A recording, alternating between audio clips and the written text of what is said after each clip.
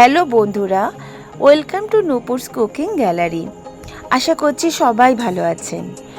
আজ আমি আপনাদের সঙ্গে যে রেসিপিটা শেয়ার করছি সেটা হচ্ছে কাতলা মাছের পেটি দিয়ে পাতুরি। পাতুরি বলতে আমরা জানি সেটা কলা পাতা দিয়ে হয়, কচু পাতা দিয়ে হয়, আবার কুমড়ো পাতা দিয়েও হয়। তবে আজ আমি যেটা দেখাচ্ছি সেটা হচ্ছে লাউ পাতা দিয়ে কাতলা মাছের পেটির পাতুরি।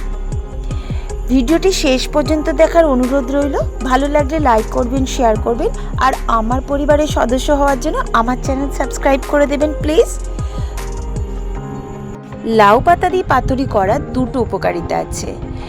এক হচ্ছে আপনি পাতা সমেত ভাত দিয়ে মেখে খেতে পারবেন, আর দুই হচ্ছে লাউ শাকটা আমাদের স্বাস্থ্যের পক্ষে খুব উপকারী জিনিস। এটা সুস্বাদু যতটা ততটাই উপকারী। তো চলুন দেখে নিই কীভাবে হচ্ছে আজকের এই রেসিপিটি। ফার্স্টে আমি লাউ পাতাগুলোকে উষ্ণ গরম জলে ভালো করে ধুয়ে পরিষ্কার করে নিচ্ছি। ঠিক একইভাবে কাতলা মাছের পেটিগুলো, আমি শুধুমাত্র এখানে পেটি ইউজ করেছি যেহেতু পেটিতে কাঁটাটা কম থাকে, তাই জন্য তো পেটিগুলোকে আঁশ ছাড়িয়ে খুব ভালো করে ধুয়ে পরিষ্কার করে নিচ্ছি। এবার দেখি এই রেসিপিটা করতে ঠিক কী কী জিনিস আমাদের লাগছে। নারকেল কোড়া, আমি এখানে হাফ নারকেল কোড়া নিয়েছি, কিছু পেঁয়াজ কুচি, কিছু কাঁচা লঙ্কা চেরা, 1 বাটি মতো টক দই, আর 4 চামচ সর্ষে, সাদা সর্ষে, 4 চামচ মতো পোস্ত, আর 2 চামচ মতো চারমগজ দানা। এবার আমি মিক্সির জারের মধ্যে একে একে নারকেল কোড়া,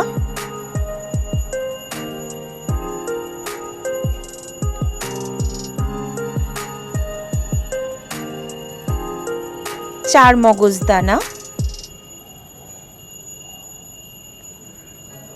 পোস্ত,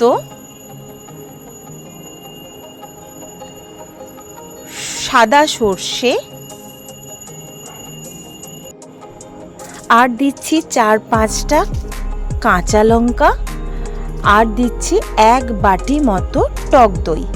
আমি পেস্টটা বানাতে কোনো রকমের জল ব্যবহার করছি না, টক দই দিয়েই পেস্টটা বানাচ্ছি। তাতে অনেক বেশি ঘন আর থকথকে থাকবে এই পেস্টটা।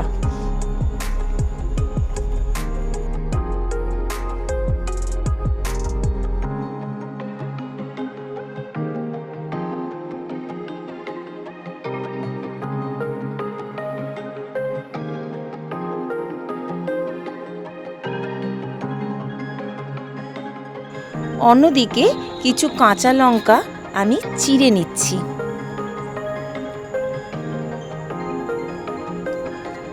এবার কাতলা মাছের পেটিগুলো প্লেটের মধ্যে নিয়ে তার মধ্যে একে একে নারকেল, সর্ষে, পোস্ত, চারমগজদানা, কাঁচা লঙ্কার যে পেস্টটা সেটা দিয়ে দিলাম, আর দিয়ে দিলাম পেঁয়াজ কুচি, চেরা কাঁচা লঙ্কা, স্বাদ মতো নুন, আর বেশ খানিকটা সর্ষের তেল, আর 1 চামচ মতো হলুদ গুঁড়ো। এবার খুব ভালো করে পেটিগুলোকে মশলাটা দিয়ে মাখিয়ে রাখবো।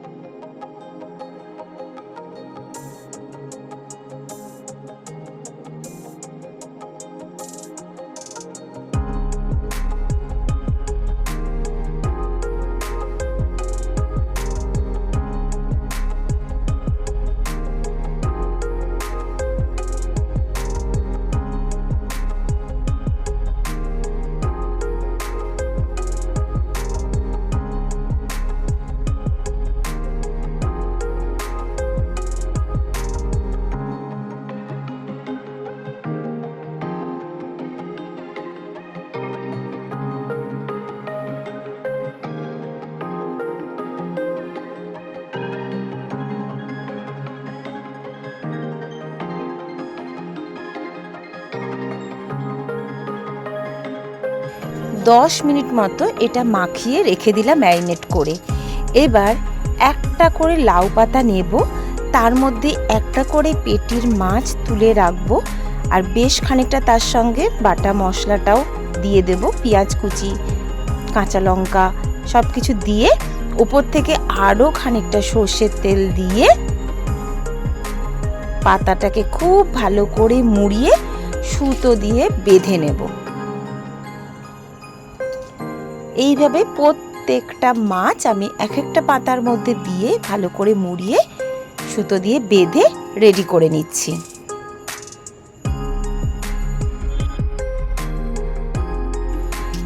এই রেসিপিটা অসাধারণ লাগে খেতে, আর মাছগুলো এতই সফট হয়ে যায় আর খাওয়াও এত উপকারী।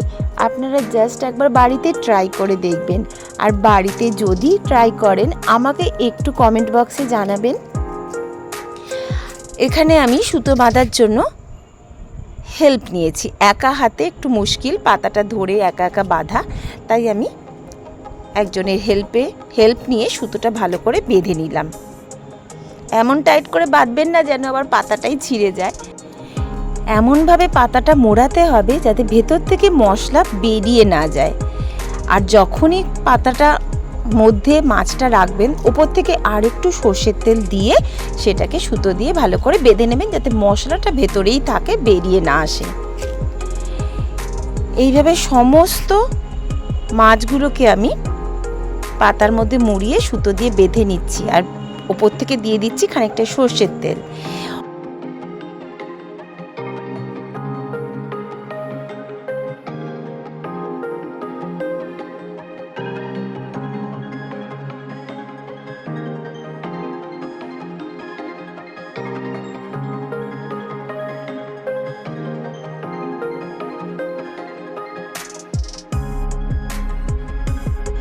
সমস্ত মাছগুলো যখন পাতা দিয়ে মোড়ানো হয়ে যাবে তখন গ্যাস অন করে ফ্রাইং প্যান বসালাম, আর তার মধ্যে দিয়ে দিলাম খানিকটা সর্ষের তেল। এই রেসিপিটা করতে অবশ্যই সর্ষের তেল ইউজ করতে হবে, এখানে কিন্তু রিফাইন্ড অয়েল ইউজ করা যাবে না।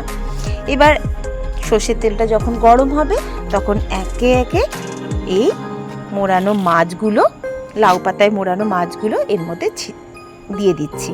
মোটামুটি 4-5টার বেশি ফ্রাইং প্যানে ধরে না, তো আমি একবারে 5টা করে মাছ ভেজে নেব। এবার উপর থেকে একটা ঢাকা দিয়ে দিতে হবে। এক পিঠটা ভাজা হয়ে গেলে আমি উল্টে নেব, অন্য পিঠটাও যাতে সমানভাবে ভাজা হয়ে যায়। দেখুন ঠিক এইভাবে পুরো পাতাটাই সর্ষের তেলে ভাজাও হয়ে যাবে, প্লাস মাছটাও ভাজা ভাজা হয়ে যাবে। অসাধারণ লাগবে খেতে। জাস্ট কিছুক্ষণের জন্য ঢাকা দিয়ে রাখছি, আর গ্যাসের ফ্লেম এই সময় লো টু মিডিয়াম করে দিচ্ছি, যাতে মাছগুলো পুড়ে না যায়, বাড়িয়ে দিলে পুড়ে যাবে। এই লো টু মিডিয়াম আছে এটাকে অনেকক্ষণ ধরে ধৈর্য ধরে ভাজতে হবে, যাতে মাছটা ভেতর থেকে সেদ্ধ হয়ে যায়, পাতাটাও উপর থেকে সুন্দরভাবে ভাজা হয়ে যায়। কিছুক্ষণ পরে ঢাকা খুলে আবার উল্টে দিয়ে আবার ঢাকা দিয়ে দিতে হবে। এইভাবে টাইম নিয়ে দুবারে আমি সমস্ত মাছগুলোকে ফ্রাই করে নিলাম। দেখুন ভাজা হয়ে গেলে পাতাটা লালচে লালচে হয়ে যাবে, দেখে মোটামুটি বোঝা যাবে যে পাতাটা ভাজা হয়ে গেছে, আর মাছটাও ভেতর থেকে সুন্দরভাবে সেদ্ধ হয়ে যাবে, রান্না হয়ে যাবে, মশলাটাও সুন্দরভাবে রান্না হয়ে যাবে। এবার একে একে আমি মাছগুলোকে একটি পাত্রের মধ্যে তুলে নিচ্ছি। দুবারে আমার সমস্ত মাছ এখানে ভাজা হয়ে গেল। আর ফ্রাইং প্যানের মধ্যে যে এক্সট্রা তেলটা থাকবে এই লাউ পাতা ভাজার, সেই তেলটাও আপনি ভাত দিয়ে মেখে খেতে পারবেন। এইবার এটাকে গরম ভাতের সঙ্গে গরম গরম সার্ভ করুন। একদম লাউ পাতা তেল সমেত ভাতটা মেখে খান, গরম গরম অসাধারণ লাগবে, জাস্ট ফাটাফাটি।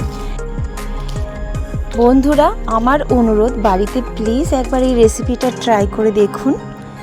ভিডিওটি ভালো লাগলে লাইক করবেন, শেয়ার করবেন, আর আমার চ্যানেল সাবস্ক্রাইব করতে ভুলবেন না যেন। ভিডিওটি ধৈর্য ধরে দেখার জন্য অনেক অনেক ধন্যবাদ। সবাই ভালো থাকুন, সুস্থ থাকুন, জমিয়ে খাওয়া দাওয়া করুন। দেখা হবে নেক্সট ভিডিওতে নতুন কোনো রেসিপির সাথে। ততক্ষণের জন্য আপনাদের সবাইকে টাটা, বাই বাই।